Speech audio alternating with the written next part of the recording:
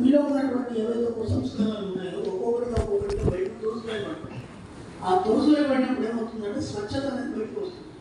ఎప్పుడైతే ప్యూరిటీ వస్తుందో అప్పుడు మీకు తెలివిగానే అన్ని వచ్చేస్తారు. నేను స్టార్టింగ్ మీకు సినిమా చెప్పాను అవునా కదా, అందరికీ నాన్ వెజ్ తినండి, ఇంకా కావాలి నడి తింటాను. ఇప్పుడు మీకు తెలివిగానే దాన్ని వచ్చేస్తారు. మీకు తెలియదు, మీ బాడీ నుంచి అది వెళ్ళిపోతుంది. అర్థమైంది? ఈ మెటాఫిజిక్స్ ఉపయోగించాలనుకుంటే మీకు ఏదైనా ఒక సమస్య వచ్చింది, లేదంటే ఏదైనా కావాలి, లేదంటే ఇంత డబ్బు కావాలి, ఎందుకు ఎక్కడ స్ట్రక్ అయింది, ఎన్నో రోజుల నుంచి మనకు వచ్చే డబ్బు రావట్లేదు, లేదంటే ఇంకేదో సమస్య ఉంది ఎందుకు తెలియట్లేదు, ఇట్లాంటివి ఏమైనా ఉన్నప్పుడు మాత్రం ఈ మెటాఫిజిక్స్ ఉపయోగించాను. ఎందుకంటే మెటాఫిజిక్స్ వచ్చేసరికి మనిషి అనేది ప్యూరిటీ అయిపోవాలి. అర్థమైంది? కంప్లీట్ ప్యూర్ కావాలి. కాబట్టి 12 రోజులు 3 రోజులు ఏమిటంటే మన జీర్ణకోశంలో ఉన్నటువంటి నాన్ వెజ్ అంతా కూడా కరిగిపోతుంది, ఇంకేముండదు. అర్థమైంది? ఇంకా 10 రోజులు మీకు ఇంకొక 7 రోజుల్లో మీకు ఏం జరుగుతుందంటే మీ బాడీ అనేది స్వస్థత పొంది ప్యూరిటీని సంతరించుకుంటారు. ఎప్పుడైతే ప్యూరిటీని సంతరించుకున్న మనసులో అది ఏదైనా వెతికి పెట్టింది. That's called metaphysics. కాబట్టి మెల్లగానే చేయాలి 12 రోజులు ఇవన్నీ మళ్ళీ కొత్త కథలేంది అవన్నీ లేదు. మీకు ఎప్పుడైనా ఉన్నప్పుడు మాత్రమే చేయండి. ఇది ఎవరికైనా చెప్పదు, ఇంట్లో కానీ బయట కానీ ఎవరు కూడా ఏం చెప్పదు. ఇది చెప్పిన అర్థం కాదు. మెటాఫిజిక్స్ అంటే అర్థం కాదు. ఇది మీకు మాత్రమే ఈ ప్రపంచంలో 4000 సంవత్సరాల తర్వాత మొట్టమొదటి భాగ్యం మీకే కలిగింది.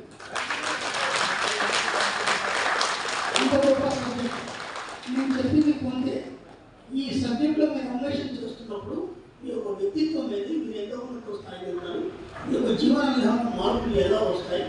మీరు కేవలం ఇక్కడికి ఆగిపోవడం లేదు. ఇప్పుడు నేను మీ అందరికి చెప్తున్నా, మీకు తెలియవలసినట్టు మెటాఫిజిక్స్ క్లాస్ దాకా వచ్చారంటే మీరు అందరూ కూడా ఋషులు, యోగులు, మునులు.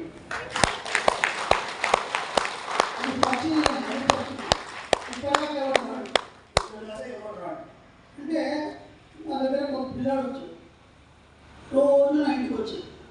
అట్లా కూర్చుండేది, ఏం మాట్లాడేది కాదు. నేను కూర్చుంటే పీఠ మీద నేను కూర్చుండేది, వాడు అడుగుతుండేది, అట్లా చూస్తుండేది. ఇంకేం పడలేదు వాడికి.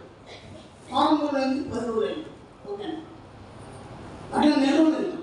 ఏం చేస్తావు అంటే ఏం చేయడు, ఏం మాట్లాడాలి, ఊరికట్లా చూస్తాడు. ఎందుకు వస్తాడో తెలియదు. మన ఇంట్లో పనులన్నీ వాడే చేస్తాడు. మా ఇంట్లో ఏ పని ఉన్నా సరే ఏమంటే అమ్మాయికి ఇటువంటి నేను తీసుకొస్తా అంటాడు అని చేస్తాడు. కారణం లేదు. 1 నెల 2 నెలలు అయిపోయింది. 2 నెలలు అయిపోయిన అసలు ఇంకేం కావాలన్నా అంటే ఏం కావాలంటే గురుదీక్ష కావాలన్నా నేను ఇవ్వను. ఎందుకు ఇవ్వద్దు అంటే నేను అప్పుడు పరిపూర్ణత కలిగలేను. అంటే నేను అప్పుల్లో ఉన్నాను.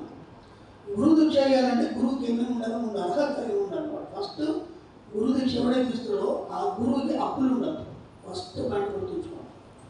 వాడు ఇచ్చే స్థాయిలోనే ఉండాలి తప్ప తీసుకునే స్థాయిలో ఉండదు. ఓకే. 2, వాడు వికలాంగుడై ఉండదు. బోళ్ళి మచ్చలు ఉండడం కానీ, వికలాంగుడవి కానీ, రాగేంటలు చుట్టూ ఉండడం కానీ ఇట్లాంటి ఏమి ఉండదు. సంపూర్ణ ఆరోగ్యంగా ఉండాలి వాడు.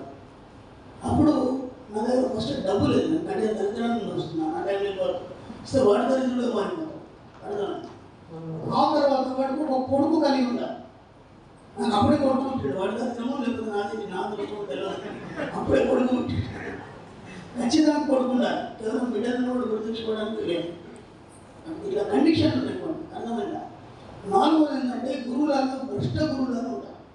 అర్థమైందా? వాడు పైకి బాగా అనిపిస్తాడు, శిష్యుడు ఎదగడాలని కోరుకోడు. అంటే హార్ట్ఫుల్గా వాడు బాగుండాలని కోరుకోడు. అలా భ్రష్ట గురువులు నాకు తగ్గలేదు. నేను వాళ్ళ దగ్గర ఒక శిష్యత్వం చేశాను, నేను బాగుపడలేదు. అర్థమైందా? భ్రష్ట గురువులు శ్రేష్ఠ గురువులు అనుకుంటాను. అర్థమైందా? నేను అప్పుడు భ్రష్ట గురువు తెలియదు, శ్రేష్ఠ గురువు తెలియదు. ఎందుకంటే నాకు దిక్కులేదు. వాటికి దీక్షిస్తే ఏమైతే నాకు తెలుసు. ఆయన వాడికి లేదు. ఇంకేముండాలి గురువుకి? అన్నిటి పట్ల ప్రేమతత్వం అనేది కలిగి ఉండాలి. అర్థమైంది? ఇప్పుడు మీరందరూ కూడా పరిపూర్ణులైనారు. మీరందరూ అసత్వం కలిగింది. ఇప్పుడు చేయగలిగే స్థితిలో ఎవరు లేరు. 2, అందరూ ఆరోగ్యంగా ఉన్నారు, సుసంపన్నంగా ఉన్నారు, పరిపూర్ణంగా ఉన్నారు. కాబట్టి మెటాఫిజిక్స్ సబ్జెక్ట్ అనేది మీకు ఈజీగా అవుతుంది. ఎందుకంటే ఆ పరిపూర్ణత్వం మీలో వచ్చింది కాబట్టి ప్యూరిటీ వస్తుంది. కాబట్టి ఇది మీకు మాత్రం పనిచేస్తుంది, ఎవరికి పనిచేయదు. ఓకే. ఆ తర్వాత 2 నెలల తర్వాత వచ్చి మళ్ళీ కాలం పడ్డాడు. నా గురుదీక్ష అంటే నేను ఇవ్వండి రా అన్నా. తర్వాత ఒక అమ్మ తీసుకొచ్చాను. అంటే భార్య కన్నా పర్మిషన్ తీసుకోవాలి, తల్లి పర్మిషన్ తీసుకోవాలి, గురుదీక్ష తీసుకోవాలంటే. సరే మీ అమ్మ తీసుకురాలంటే అమ్మ వచ్చి ఏదైనా పాడిగా ముందాడు, గురుదీక్ష వాళ్ళు సార్ తిరగలేడు 3 రోజులు. సరే అని చెప్పేసి మా దగ్గర వాసన వాసన తీసుకెళ్ళి ఆ నీళ్ళలో ముంచి మొత్తం కనుక నీళ్ళను నేను కూడా కౌపినం కట్టుకోవాలి. గుడి వచ్చేటప్పుడు కౌపినం కట్టుకోవాలి, చిన్న గుడ కట్టుకోవాలి. కట్టుకొని సందర్భ దేవతల ఆరాధన చేసేవాడు గురు దీక్షించి గురుమంత్రం దీక్షించి మరి రమ్మండి. ఒక 10 రోజులు కనిపించాడు, ఇప్పటివరకు కనిపించలేదు. నాకు పరిపూర్ణతో రాలేదు. నేనే చెప్తున్నాను ఫస్ట్ నేను అప్పులలో కనుక్కున్నాను. అప్పుడు పోలేదు. వాడు ఇప్పటివరకు తెలియదు. 15 సంవత్సరాలు అయింది. వాడు ఎక్కడ కూడా తెలియదు. ఒక బస్సాలు వచ్చి అమ్మాయి ఎక్కడ పోయినాడు నాకు తెలియదు. ఒప్పుకోదండి ఇవ్వను అవధించిన నాకు సామాన్యంగా నేను ఇవ్వను. ఇప్పుడు ఒక 10 మందికి ఇచ్చాను 300 నిమిషాలు. కానీ అది కూడా వాళ్ళని పరిశీలించి వాళ్ళు కరెక్ట్ ఉన్నారా లేదా అంటే నేను అప్పటికి పరిపూర్ణత పొందిన తర్వాత కూడా మొదలుపెట్టాను. అప్పుడు దాన్ని ఎవరికి గుర్తొచ్చింది అంటే అది రిజల్ట్ పెట్టుకోదలుచుకున్నాను. అర్థమైంది. కాబట్టి నేను గురువుడు కాదు, నాతో పాటు ఇంతమంది గురువులు తయారు చేస్తాను.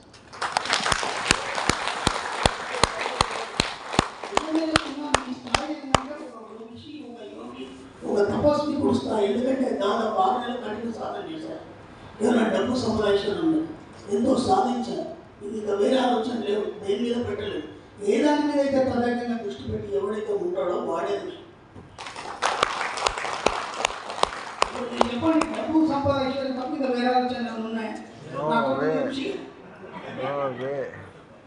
కాబట్టి నేను తయారు కావడం కాదు, నాతో పాటు కొన్ని 100 మంది తయారు చేయాలి. అర్థమైంది.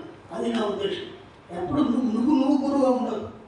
కాబట్టి నేను ఎప్పుడు కూడా గురువు అంటే నేను ఒప్పుకోలేదు. ఇప్పుడు మీరు ఎన్నోసార్లు చూసాను, టీవీలో కూడా చెప్పాను. అప్పటి నేను గురువుడు కాదు, జస్ట్ ట్యూటర్, మార్గదర్శకం చెప్పాను.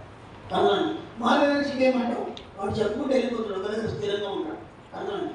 ఎందుకంటే గురువు అంటే పెద్ద నమ్మకం. ఎందుకంటే అన్ని దరిద్రాలను మనం పెట్టుకోవాలి. దేవుడు అంటే పెద్ద దరిద్రం, అన్ని నిలబడడానికి మనం పెట్టుకోవాలి. అర్థమైంది.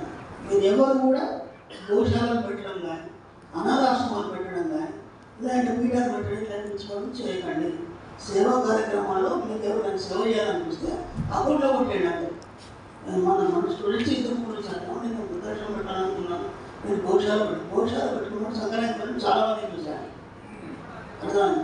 నువ్వు పవిత్రమైంది, కానీ మీరు మైండ్ పవిత్రం లేదు కాబట్టి వాడు మొత్తం నాశనం పోతాడు. వృద్ధాశ్రమం అంటే అందరు ఇలా కొట్టేసి మీరు హాస్పిటల్కి పంపించాలి, నాకు పర్మిషన్ చేయాలి. తల్లిదండ్రులు అందరూ తన్నేయాలన్నా. వృద్ధాశ్రమం నడవాలంటే తల్లిదండ్రులు తన్నేయాలి. సంగమం మెట్లు వీడు వృద్ధాశ్రమం నిండాలనుకుంటున్నాడు తప్ప వాళ్ళని తన్నేస్తున్నారని ఆలోచన లేదు. ఇలాంటి పిచ్చుకొని వచ్చేది. అర్థమైంది. ఎక్కడ కూడా ఏ సేవా కార్యక్రమాలు సంస్థలు పెట్టుకోవాలి. నేను పెట్టుకోవాలంటే గౌరవం పెట్టుకోండి. నేను చెప్తున్నా 5 పీఠాలు వచ్చినాయి నా కళ దగ్గర. అదంతా ఎవడు పెట్టుకుంటాడని చెప్పి దాన్ని పడేస్తాను. ఇప్పుడు మీరు ఈ మెటాఫిజిక్స్ క్లాస్కి వచ్చిన తర్వాత మీరు పరిపూర్ణత్వాన్ని సాధించారు. మీరందరూ కూడా ప్యూరిటీని సంతరించుకున్నారు. కాబట్టి మీకు మీరుగా ఎవరితో మాట్లాడకుండా నువ్వేం చేస్తున్నావు, నేనేం చేస్తున్నావు ఇవన్నీ మాట్లాడకుండా మీ యొక్క స్థాయిని ఎలా పెంచుకోవాలి అంటే ఒక్కొక్క డైమెన్షన్లో నీ స్థాయి ఎలా పెరుగుతావు. ఆ స్థాయి పెరగడానికి నువ్వు సాధన చేయాలి. అది మీ సొంతం. నేను ఎవరికేం చేయమని చెప్పాను. అర్థమైనా ఎన్ని గంటలు మెడిటేషన్ చేస్తారు, ఏదో సాధించుకుంటారు, ఏం చేస్తారు, మీ యొక్క స్థాయి ఏంటి, మీరు ఎందుకు జన్మ తీసుకున్నారు, 7th డైమెన్షన్ వరకు అయితే ఏమవుతుంది, అర్థమైంది, 7th డైమెన్షన్లో ఏం జరుగుతుంది అనేది ఒక వీడియో.